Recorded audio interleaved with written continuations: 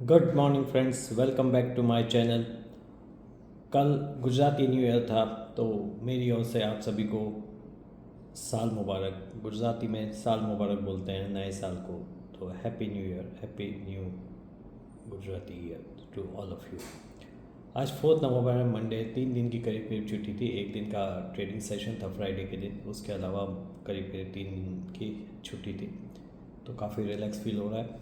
और दिवाली के दिन जैसा कि एक्सपेक्टेड था, मैंने दिवाली के एक दिन पहले आप सभी को बोला था कि आप बाय करके जाइए, निफ्टी निफ्टी प्लस खुलना चाहिए।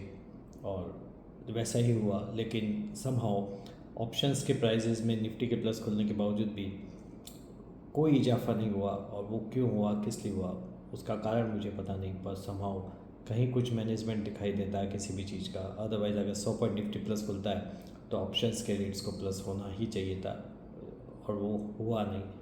तो बाय करने के बावजूद भी ऑप्शंस में लोगों को ज़रूर नुकसान हुआ होगा, और पुट में तो नुकसान होना ही है। तो आपने दोनों तरफ ऑप्शन से पैसा खोया होगा, जबकि एज एक्सपेक्टेड निफ्टी 100 पॉइंट से ज़्यादा प्लस खुला था। इस और जो निफ्टी जो बंद हुआ है वो 24304 पे बंद हुआ है। इस वक्त गिफ्ट निफ्टी करीब करीब 64 पॉइंट माइनस दिखा रहा है।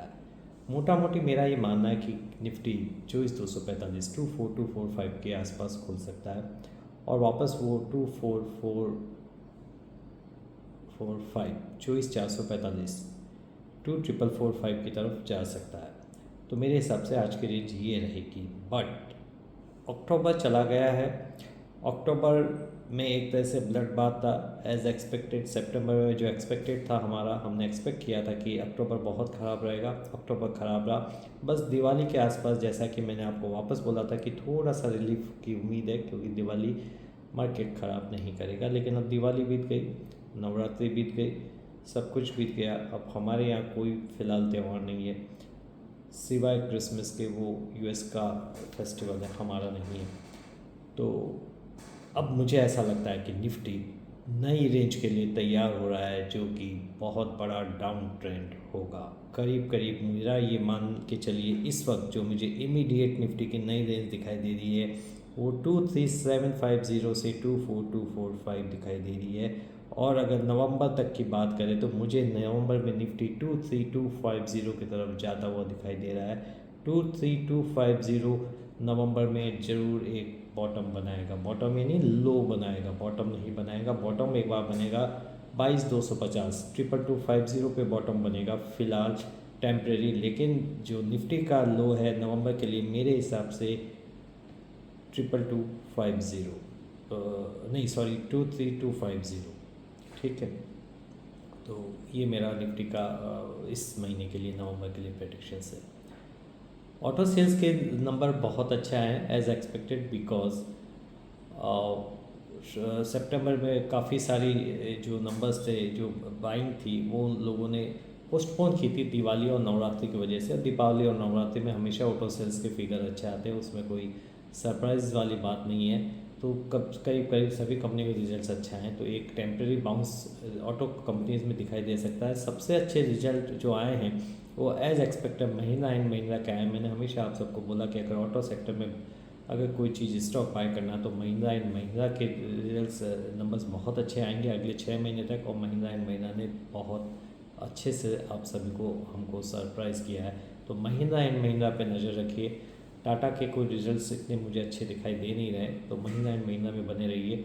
और हीरो मोटर्स के भी नंबर्स काफ़ी अच्छे आए हैं। इसके अलावा क्रूड वापस थोड़ा सा बाउंस किया है, क्योंकि जियोपॉलिटिकल सिचुएशन अभी भी थोड़ी सी ख़राब है। लोगों को ऐसा लग रहा है कि ईरान अटैक कर सकता है, और मुझे इसको अभी समझने की ज़रूरत है। मैं इसको पूरी तरह से नहीं समझ पा रहा हूँ कि ईरान एक्चुअल में अटैक करेगा या नहीं करेगा, इसलिए मैं उस पर कमेंट नहीं करना चाहता हूँ। इस चीज़ को मैं होल्ड पर रखना चाहता हूँ। और जो क्रूड का प्राइस है थोड़ा सा जो बाउंस किया है, एक्चुअली क्रूड पे इस वक्त $80 के ऊपर ट्रेड करना चाहिए, लेकिन वो 74.14 पर ट्रेड कर रहा है।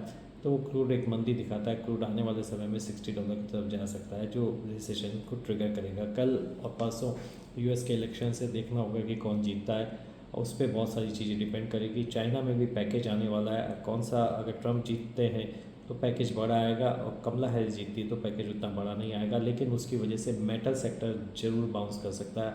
आने वाले कुछ दिनों के लिए मेटल सेक्टर आउट परफॉर्म कर सकता है। तो मेटल सेक्टर पे आप नज़र बना के रखिए, चाहे वो टाटा स्टील हो, चाहे वो हिंडाल्को हो, JSW स्टील हो, हिंदुस्तान कॉपर हो, वेदांता हो, ये सारे स्टॉक्स मुझे ऐसा लगता है कि इस वीक में बाउंस जरूर दिखा सकते हैं। डिफेंस स्टॉक्स पे भी नज़र रखिए। कल मजगांव डॉक के रिजल्ट्स है, मजगांव डॉक के रिजल्ट्स डेफिनेटली आपको सरप्राइज़ कर सकते हैं, प्रोवाइडेड कि कोई अच्छे रिजल्ट्स के बाद भी ख़राब ब्रोकिंग रिपोर्ट नहीं आए तो उसका मैं और आप कोई कुछ नहीं कर सकते। लेकिन अगर कोई गलत ब्रोकिंग रिपोर्ट ICICI जैसों से नहीं आती है तो मजगांव डॉक आपको सरप्राइज़ कर सकता है ऊपर की तरफ। तो आज के लिए मेरे बस इतना ही कमेंट्री है। बाकी मैं 11 बजे लाइव पे आके बात करूँगा। तो लाइव पे आने की वजह से व्यूज़ जो बढ़ने चाहिए वो और व्यूज़ कम होते जा रहे हैं, पर ठीक है, हमारा काम है मेहनत करने का, कोशिश करने का। स्विगी का एक अपडेट आया है कि जो उसका एंकर बुक है वो शायद 20-25 गुना 20-25 गुना कुछ ऐसा मैंने न्यूज़ में पढ़ा था, मेरे को एग्जैक्ट याद नहीं है, लेकिन काफ़ी बड़े नंबर्स से वो सब्सक्राइब हुआ है। It was the only reason कि कल जोमेटो जो दिवाली के दिन 6-7 रुपया चला था, तो स्विगी का IPO इस वीक में खुल रहा है और वो मुझे ऐसा लगता है कि काफ़ी 40-50 टाइम्स वो सब्सक्राइब होना चाहिए, जो जोमेटो को एक बहुत बड़ा पुश दे सकता है। और MCX और BSE किसी भी मंदी में गिरावट के लिए तैयार नहीं है, वो कंटिन्यूसली वो चल ही जा रहे हैं। अगर बैंकों में कोई चीज़ चल सकती है तो वो ICICI बैंक वापस चल सकती है और HDFC बैंक भी चल सकती है, क्योंकि HDFC बैंक में भी SDP फाइनेंशियल्स का IPO के लिए उन्होंने पेपर सबमिट कर दिए SEBI को। ये HDFC बैंक को एक पुश देगा और मुझे लगता है यहाँ से 200-250 रुपये का पुश दे सकता है, उससे बैंक निफ्टी को भी जरूर पुश मिल सकता है। तो बैंक निफ्टी मुझे फ़िलहाल इतना नेगेटिव नहीं लग रहा है जितना निफ्टी नेगेटिव लग रहा है। तो और उसको थोड़ा सा रिम्बर्स जरूर करेगा बैंक निफ्टी को, नहीं तो निफ्टी काफ़ी गिर सकता था, पर ये कुछ चीज़ें निफ्टी को उतना नहीं गिरने देगी जितना निफ्टी को एक्चुअल में गिरना चाहिए। और बैंक निफ्टी जब तक HDFC का ये न्यूज़ है या तो बैंक निफ्टी थोड़ा परफॉर्म कर सकती है, per day to day basis पे हमको देखना पड़ेगा। तो बने रहिए मेरे चैनल के साथ, सब्सक्राइब कीजिए, वीडियो को लाइक कीजिए। See you soon, thank you, take care, bye.